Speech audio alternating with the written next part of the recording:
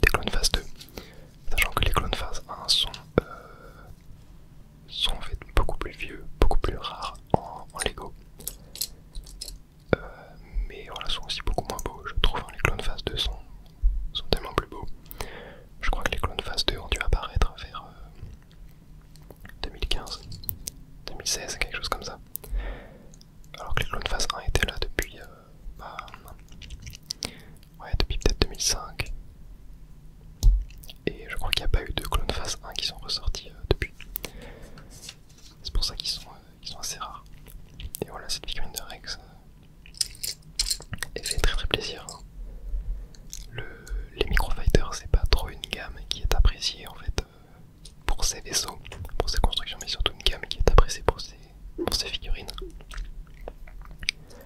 En fait, à chaque fois, ils vont sortir le set avec une figurine trop belle pour pas cher. Et c'est ça qui fait super plaisir, quoi. Donc là, on a entamé la construction du vaisseau. Voilà, je fais petit à petit pendant que je parle. Et du coup, parlons un peu de mon rapport au Lego. Alors, les Lego, c'est vraiment quelque chose qui m'a accompagné durant toute mon enfance. J'ai fait des Lego.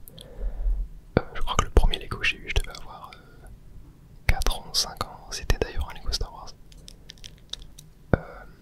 C'était un dropship impérial. Je vous mettrai peut-être une image à l'écran aussi. Si jamais j'arrive à le retrouver, enfin je n'aurai pas l'exemplaire que j'ai chez moi, mais au moins la boîte. Et voilà, c'était mon tout premier Lego Star Wars. Je crois que je ne connaissais même pas Star Wars à l'époque où j'ai eu ce set. Et au final, après j'ai connu les films, etc. Et là j'ai tout de suite kiffé Star Wars et les Lego. Et donc voilà, à tous mes anniversaires, à tous mes Noëls, je demandais des Lego à mes parents. J'ai eu de la chance, j'en ai eu énormément, même ma grand-mère qui m'en offrait beaucoup. Voilà, surtout des petits sets. J'ai quasiment jamais eu de gros sets avec plusieurs centaines de pièces. C'était beaucoup de petits sets, de cette taille-là justement. Et voilà, c'est pour ça que j'en garde vraiment des très bons souvenirs. Et voilà, tous ces sets, je les ai toujours chez moi. Il y en a qui sont construits, il y en a qui sont détruits. Et voilà, c'est toujours un plaisir de les ressortir de temps en temps. Et en ce moment, je suis retombé un peu dans une phase où je kiffe de fou les Lego. Voilà, c'est un peu par période comme ça. Des fois, je me mets à regarder plein de vidéos YouTube sur les Lego Star Wars. Des chaînes françaises, voilà, des chaînes anglaises et tout. Et je kiffe de fou, je me renseigne sur l'actualité des Lego. En vrai, j'ai jamais vraiment lâché les Lego. J'aime beaucoup surtout les Lego genre un petit peu hors série, tu vois, type les plantes qu'on avait. T'avais quoi? À un moment il y avait les Lego Minecraft que je kiffais, moi ça c'était plutôt collège lycée. T'avais quoi? Ouais, il y a quelques années j'ai acheté le Lego Horizon Zero Dawn qui était sorti. Voilà, tu sais, des fois ils font des petites collabs comme ça uniques. Et moi ça voilà, c'était vraiment des sets que j'achetais comme ça. Mais les Lego Star Wars, j'avais vraiment abandonné ça. Même si je kiffe toujours autant l'univers, c'est une de mes licences préférées. Surtout l'époque, surtout les 3 premiers films et ce qui va autour.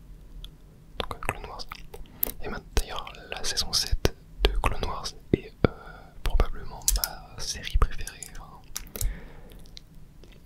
genre Clone Wars c'est pas ma série préférée de tous les temps, mais la saison 7 elle est vraiment incroyable. Si vous kiffez Star Wars et que vous n'avez pas regardé Clone Wars, je vous invite à regarder. C'est assez long, mais je vous promets, il y a des épisodes, ils valent tellement le coup. Voilà, c'est un peu le genre de série que tu vas regarder, genre étendu dans le temps, tu vois. Moi je me rappelle, on achetait les DVD et on regardait, on achetait ouais, les saisons en fait, hein, en DVD. Et on les regardait quand ça sortait en DVD, voilà. Et la saison 7 est sortie elle sur Disney Plus du coup. Étant donné que c'est Disney qui a racheté, c'est Disney qui l'a produite. Donc voilà, tout Clone Wars c'est dispo sur Disney Plus. Et je vous invite vraiment à regarder. Au début il faut s'accrocher, c'est quand même très enfantin au début. Mais vraiment à partir de fin saison 2, saison 3, ça commence à être vraiment cool. La saison 4 elle est incroyable. Saison 5 elle est incroyable. Saison 6 c'est pas terrible en vrai, même s'il y a quelques épisodes bien. Et bah saison 7 elle